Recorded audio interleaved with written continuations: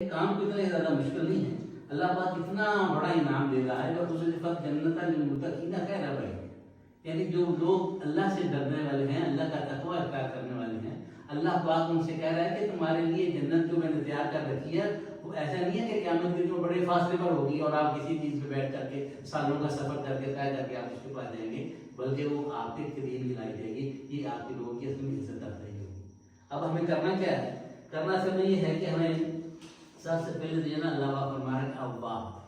अव्वाब का मतलब होता है कि रुजू करने वाला, जो बंदा तेज़ी से अल्लाह की तरफ रुजू करे, अपने आप पे पशेमान हो, अपने आप के जो है उसके अंदर जो गलती कोई कोताही या कोई मिस्टेक है तो उसको दुरुस्त करने वाला अगर बंदा है ना तो उसको कहते हैं अव्वाब। इस सबसे पहले आपने अव्वाब जो है उसको तलाश करना है कि असल में कौन लोग हैं, क्योंकि इस अव्वाब का मतलब ये है कि आप आखिरत में जो जन्नत मिलेगी इस दुनिया में भी जन्नत मिल जाएगी। क्यों? ये मैं आपके सामने दो पैगंबरों का वाक़या कहता हूँ। क्या जब उन्होंने अल्लाह की तरफ रुजू किया है तो अल्लाह पाक ने उनको कैसा इनाम दिया है? सबसे पहली बात ये है, ये सूरह स्वाद और सूरह अल-अंबिया के अंदर वाक़या हम देखते हैं। सूरह स्वाद के अंदर मिलता है कि जब जो अल्लाह पाक ने कुरान के अंदर फरमाया है कि जब दाऊद अलैहिस्सलाम ने, उनको पता है आपको बहुत बड़ी बादशाह थी, उनको इतना फन मिला कि वो जो सोना है अपना लोहा है उसको नरम करते थे, परिंदों की ज़ुबान समझते थे, बहुत बड़े बादशाह थे। अल्लाह पाक ने उनको कहा कि देखिए आपके लिए हम एक और तोहफा देते हैं, आप ही की नस्ल में से, आप ही की औलाद में से एक बेटा आपको अता करते हैं हम, और वो बेटा भी आपका जो आपकी नस्ल होगी ना आगे चलने वाली वो भी बादशाह होगा। ये कितना बड़ा इनाम कि जो आप पैगम्बर जो है वो आपकी जो रसालत है, आपकी जो नबूवत है वो आपके खानदान में रहे। आज दुनिया भर में लोग हैं, आप दुनिया लाखों तरफ से हमारी औलाद है और हमारी जो प्रॉपर्टी है, हमारी जो जायदाद है, ये कहीं इधर उधर न चली जाए, हमारे बच्चे जो है मदीना ला दे दूसरे। अल्लाह पाक यहाँ फरमा रहे हैं कि इस पर अल्लाह मालिकूना वज़कुर अब्दना दाऊदा, यानी आप दाऊद अलैहिस्सलाम का जिक्र कीजिए। हमने उनको असल में ऐसा था कि वो परिंदों की आवाज़ें भी सुनते थे और वो जो है उनको अल्लाह पाक ने ये हैसियत दी थी कि बहुत बड़ा मुल्क भी अता किया था। ये किस सिलसिले में था? कुल्लहु अव्वाब, वो इसलिए था कि वो बार बार अल्लाह की तरफ रुजू करते थे। इतने बड़ा बादशाह होने के बावजूद भी मुतकब्बर नहीं थे, आजिज़ी और इनकिसारी के अंदर रहते थे और अल्लाह के लिए बार बार रुजू करने का मतलब ये है कि वो अल्लाह ही को याद करते थे, किसी और पे भरोसा नहीं करते। ये थोड़ी एक बात दाऊद अलैहिस्सलाम की जो दुनिया में अल्लाह पाक ने उनको एक इनाम दिया और इकराम दिया।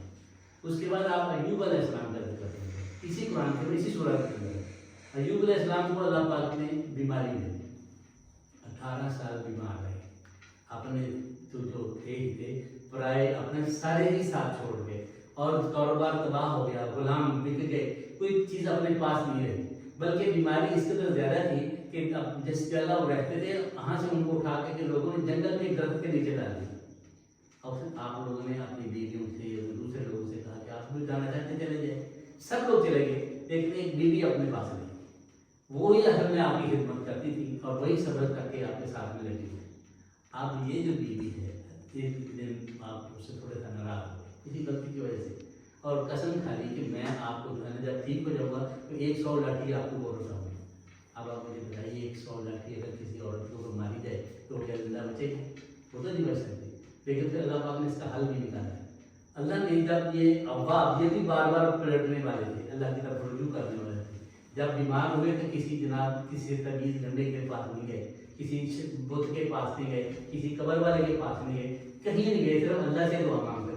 अच्छा एक और बात याद रखिए यहाँ पर कि जब नबी कोई दुआ करता है ना अल्लाह पाक उसकी दुआ कबूल करता है। जब आप बीमार हो जाए ना तो फिर अल्लाह से दुआ ना मांगे, फिर अल्लाह की रज़ा समझो से कबूल करें। इसलिए कि बीमारी से पहले आप दुआ मांगे, अगर अय्यूब अलैहिस्सलाम दुआ मांगते ठीक हो सकते थे, लेकिन अल्लाह की रज़ा पर खुश रहे, अल्लाह के लिए रज़ा के लिए सारा दिन बर्दाश्त करते रहे और आखिरकार 18 साल के बाद अल्लाह पाक को उनके ऊपर तरस आ गया और आप जो है वो ठीक होना शुरू हो गए। जब आप ठीक हुए तो अल्लाह पाक कहते हैं कि एक तो उनकी जो पहले औलाद थी ना उससे हमने डबल औलाद उनको दे दी, इससे पहले जितना माल था उससे डबल उनको माल दे दिया, इससे पहले जिनकी उनकी बीवियाँ थी जितनी उससे ज़्यादा डबल उनको बीवियाँ दे दी, बल्कि 2 बादल जो थे उनको हुक्म दिया एक बादल को कि आप जाइए और जाकर के अल्लाह की जो इनका पैगम्बर का जो घर है वहाँ आप सोने और चांदी और जो है जवाहरात की बारिश की। اور دوسرا یہ تھا کہ ان کے پاس اگر کوئی کپڑے تھے یا اناج تھا یا جو کچھ چیزیں تھی نا وہ دوسرے مدرسے کا آپ حکم کیجیے. جب تک آپ گھر پہنچے ہیں اللہ کے لیے کون سی مشکل ہے, کون فیکون تو کہتا ہو جاتی ہے.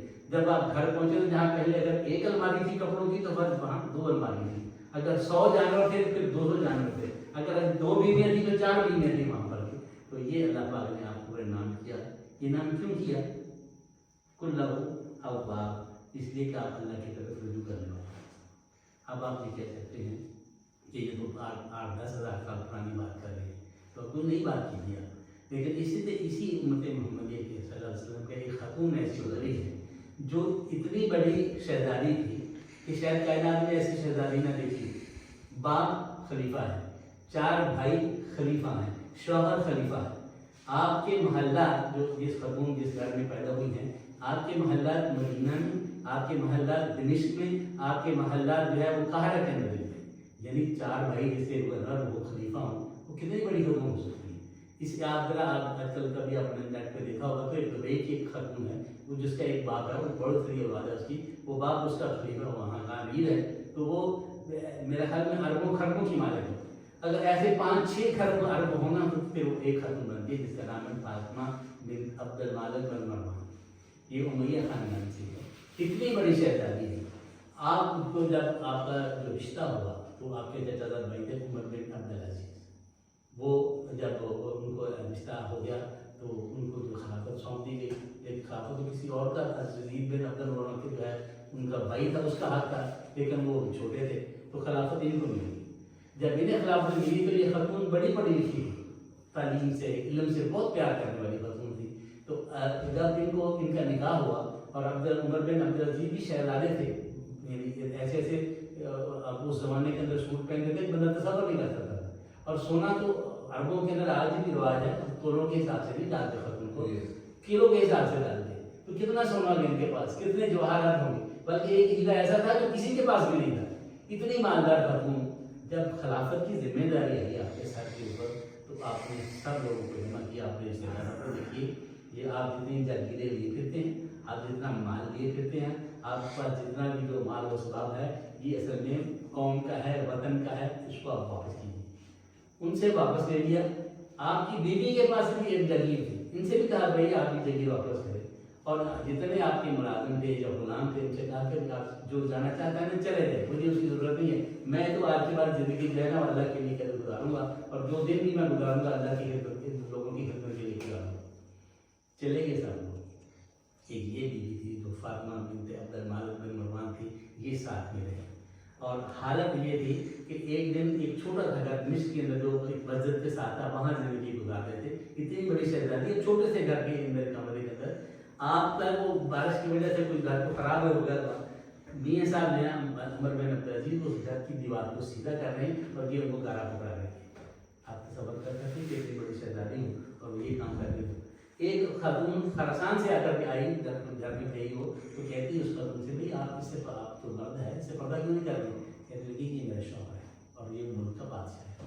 یہ خلافت کی سارا کچھ ہوتے ہوئے خاتون جو تھی اس نے اپنے شوہر کے وفا کی, اور شہزادی تھی جو اتنی بڑی اس نے چھوڑ کر کے اپنے شوہر کے لیے جو ہے وہ فقیر اختیار کر لی. اب اس کے بعد ہوتا ہے کہ خشیہ ربا, جو اللہ سے ڈرنے والے ہیں. اللہ سے ڈرنے والے وہ لوگ ہیں سنیں, آپ اللہ کا اوپر جو خیر کو دیکھ کے اس کو اوپر ایمان لاتے ہیں. لیکن ایک ایسا ہے غیب کے اوپر کہ آپ گھر میں اکیلے ہیں, آپ کو کوئی دیکھ نہیں رہا ہے, آپ کمرے کے اندر ہیں, نیٹ کا موبائل آپ کے پاس ہے, پوری دنیا کی برائیاں آپ کے سامنے ہیں, لیکن آپ اللہ سے ڈرتے ہوئے کسی برائی کو آپ چھیڑتے نہیں, کوئی ٹک نہیں کرتے, کوئی کلک نہیں کرتے ہیں. آپ اللہ سے ڈرتے ہوئے ان برائیوں سے بچتے ہیں اور اپنے آپ کو جواب دہ سمجھتے ہیں کہ مجھے اللہ قیامت سے مجھے پوچھنے والا ہے. یہ ہے اصل میں خشیت باللہ, اللہ سے ڈرنے والے جو لوگ ہیں وہ اصل میں تنہائی میں بھی ایسے گناہ نہیں کرتے ہیں کہ جس کا جو اللہ کے سامنے جواب دینا پڑے. بلکہ عبداللہ بن مسعود رضی اللہ کہتے ہیں کہ ایک بندہ جو رب سے ڈرنے والا ہے وہ اصل میں اس کے اوپر ایک پہاڑ کے ایک چھوٹا سا مچھر کا جتنا بھی گناہ ہو اس کے ناک پہ بیٹھے تو کتنا ڈرتا ہے, تو اس طرح وہ ڈرتے ہیں اللہ سے کہ اللہ مجھ سے کوئی چھوٹے سے چھوٹا گناہ نہیں ہو. اس کے اندر چوتھی تیسری بات ہے وہ ہے حفیظ, حفاظت کرنے والے.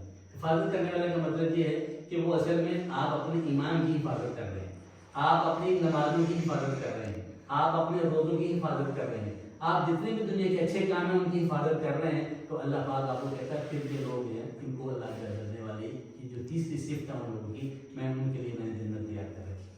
تو یہ اللہ سے ڈرنا دن دیکھے, اس کا مطلب یہ ہے کہ آپ تنہائی میں بھی ایسا کوئی گناہ نہ کریں جس سے اللہ پاک ناراض ہو. چوتھی بات یہ ہے کہ وہ رجوع کرنے والے ہیں. گناہ تو سرزد ہو جاتے ہیں, ایسی بات نہیں, انسان ہے, کبھی نہ کبھی تو گناہ ہو جاتا ہے, لیکن وہ جیسے ہی ان سے گناہ ہوتا ہے پھر وہ پلٹ کر اللہ کی طرف آتے ہیں اور توبہ کرتے ہیں. یہ چار کام کرنے والے جو لوگ ہیں, ایک تو اواب اللہ کی طرف رجوع کرنے والے, ایک جو خشیت اللہ سے ڈرنے والے, ایک حدود اللہ کی حدود ہیں ان کی حفاظت کرنے والے, نماز روزہ حج زکات یہ پوری طرح سے ادا کرتے ہیں. اور چوتھی بات یہ ہے کہ اللہ کی طرف رجوع کرنے والے دل ان کا نرم ہوتا ہے, اور جیسے ہی کوئی گناہ سرزد ہو جاتا ہے تو اللہ کی طرف پلٹتے ہیں, توبہ کرتے ہیں, اس سے معافی مانگتے ہیں. یہ چار چیزیں کرنا کوئی مشکل کام نہیں ہے. اگر آپ کو اللہ پاک توفیق دے تو یہ سارے کام جتنے بڑے کام تو نہیں ہیں, صرف لائن پکڑنے کی ضرورت ہے. اور یہ سمجھنے کی ضرورت ہے کہ اللہ نے یہ جو دنیا بنائی ہے اس کو ایک دن ختم ہونا ہے, اور ہمیں قیامت کے دن اللہ کے پاس سامنے تاکہ اپنے جواب دے ہونا ہے, اور اس نے ہم سے پوچھنا ہے. دیکھیے ایک ہوتا ہے مسیحا, مسیحا ہوتا ہے ڈاکٹر جیسے ایک مسیحا ہے. آپ ڈاکٹر کے پاس چلے گئے ہیں, آپ کو شفا نہیں ہوئی, آپ کی ڈیتھ ہو گئی ہے, تو وہ ڈاکٹر آپ کے جنازے میں نہیں آئے, آپ کے اگلے دن آ کر کے آپ کے لیے وہ تعزیت کے لیے نہیں آئیں گے. آپ کے جو پیرنٹس ہیں, آپ کے جو ہمدرد ہیں, آپ کے جو خیر خواہ لوگ ہیں, وہ آپ کو اصل میں آ کر کے نہلاتے ہیں, دھلاتے ہیں, جنازہ پڑھتے ہیں, قبرستان لے کے جاتے ہیں, دفناتے ہیں. یہ اصل میں ہیں وہ لوگ جو آپ کے خیر خواہ ہیں. تو آپ اپنے خیر خواہوں سے جو ہے پھر بد اخلاقی تو نہ کریں نا. جو لوگ آپ کے لیے اتنا اچھا سوچ رہے ہیں, جنہوں نے آپ کو یہاں بھیجا ہے, ان کی استطاعت ہے یا نہیں ہے یہ الگ بات ہے, لیکن آپ نے سوچا انہوں نے کہ نہیں ان کی زندگی برباد ہو رہی ہے, اس کو سیدھے راستے پہ لانا ہے, تو آپ کا پھر حق بنتا ہے کہ ان کا حق ادا کریں اور توبہ اور استغفار کریں, اور جتنا وقت یہاں رہنا ہے خوشی سے رہنا ہے اور اللہ کی رضا سمجھ کے رہنا ہے. یہ کہتے ہیں کہ انا مع العسر یسرا, انا مع العسر یسرا, تنگی کے بعد پھر آسانی ہے. یہ تنگی کے دن ہے, تھوڑی قید بند ہے, لیکن کروڑوں لوگوں سے اچھی ہے. جو میں دوسرے اداروں میں جاتا ہوں جہاں 325 لوگ ہیں, اس ادارے میں بھی میں ان کی جو باپ کا ادارہ ہے اسامہ کا, ایک ادارہ وہاں حسن چوک میں ہے, وہاں 125 لوگ ہیں, اور 1-2 باتھ روم ہیں, 4 بندے ایک ہی ٹائم پہ نہاتے ہیں وہاں پر, اور سختی وہ اتنی کرتے ہیں کہ آپ اندازہ نہیں کتنا مارتے ہو. اس لیے وہاں سے ڈرتے ہوئے اللہ پاک نے کر آپ کو توفیق دی ہے, آپ کے پیرنٹس کے پاس اتنے مسائل ہیں, اب یہاں لے کے آئے ہیں آپ لوگوں کو, آپ کے لیے وہ سوچ رکھتے ہیں, آپ کے لیے ہمدردی رکھتے ہیں, آپ کو باعزت زندگی گزارنے کے لیے مشورے دیتے ہیں, آپ کے لیے پیچھے آتے ہیں لوگ. میں سمجھتا ہوں ان کے ساتھ پھر آپ کو دھوکہ نہیں کرنا چاہیے. اور یہ اس یہاں سمجھیے آپ کے آپ کا آخری موقع ہے, اس کے بعد باہر جا کر کے آپ نے عزت سے زندگی گزارنی ہے, اور اپنی ماؤں کی کوکھ سے جن سے آپ نے جنم لیا ہے ان کو دکھ نہیں دینا ہے, ان کو پریشان نہیں کرنا ہے, ان کو تکلیف نہیں دینا ہے. ایک گردہ کے اگر درد کوئی بندہ برداشت نہیں کرتا تھا تو ماں کو تو پتہ نہیں کتنے گردوں کی درد ہوتی ہے جب انسان پیدا ہوتا ہے, اور کیا کیا خواب اس نے دیکھ رکھے ہوتے ہیں, اور کیا کیا ان کے لیے وہ سوچے رکھتی ہیں کہ شادی کروں گی, ان کا بیاہ کروں گی, میں دلہن لاؤں گی, اور آپ جناب وہ اللہ رحم کرے آپ کے سال میں پڑے ہوتے ہیں, وہ حال جو ہے وہ بیان کرنے کے قابل نہیں ہے. میری اللہ سے دعا ہے کہ اللہ ہم سیدھے راستے کی توفیق عطا فرمائے, اور یہ